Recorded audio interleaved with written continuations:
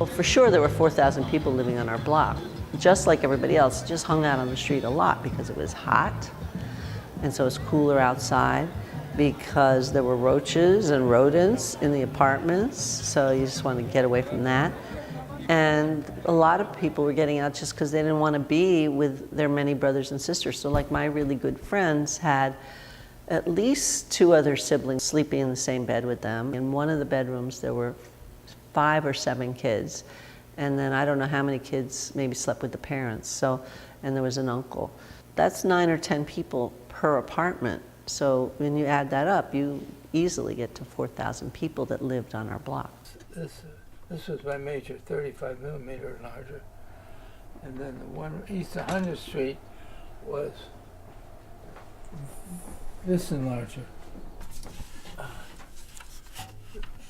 That's good. And then I'll try to keep this. Yeah, that's good. There was a librarian by the name of Sam Holmes.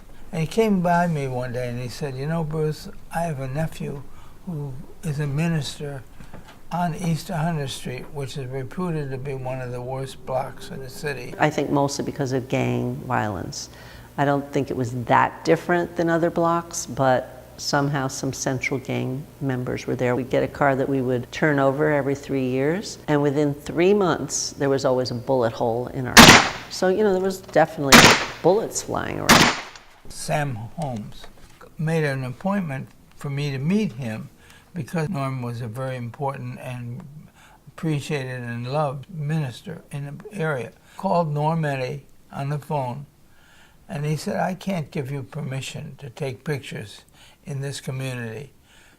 You have to talk to the Citizens Committee, and they'll approve you or not. Photographers would go into a neighborhood, take pictures, never used in any way to help us.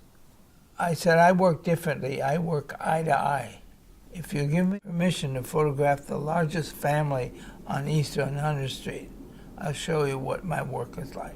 And that's what I did. It took a couple of weeks because I'd arrive on Sunday and one of the members of the family was missing.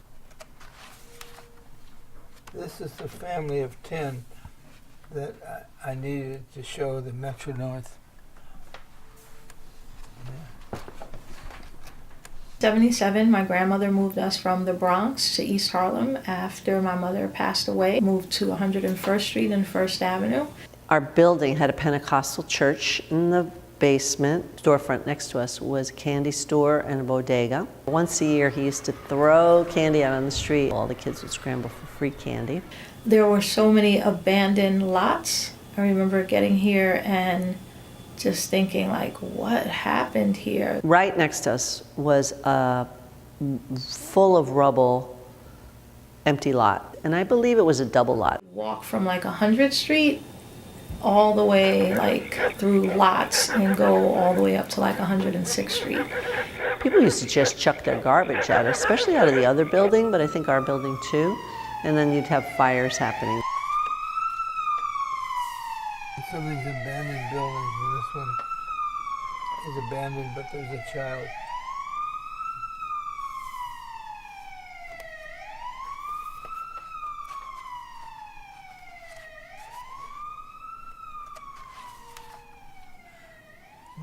And it wasn't a park, but it was a place, a space.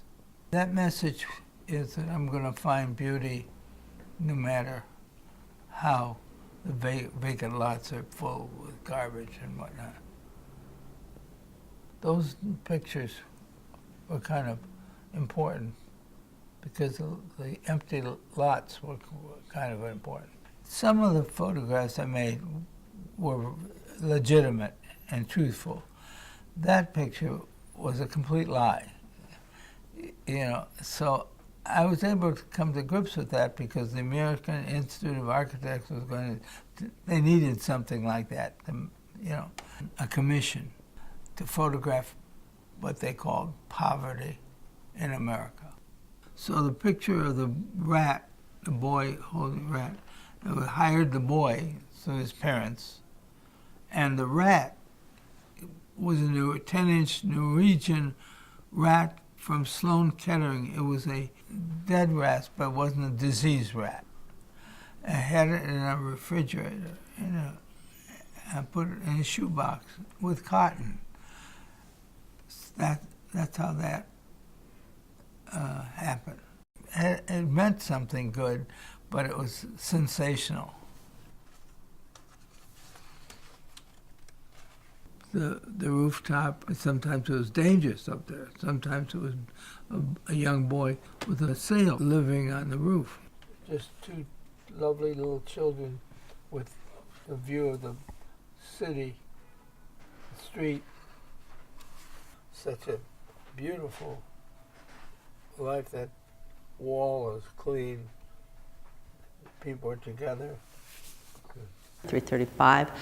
There was Joe's Burger Joint, and he was just this big, smiley, great African-American guy, and his burgers were the best. He cooked them on a grill, and it was always sauteed onions just everywhere. I didn't like going towards First Avenue because they were not just drug addicts, but more alcoholics.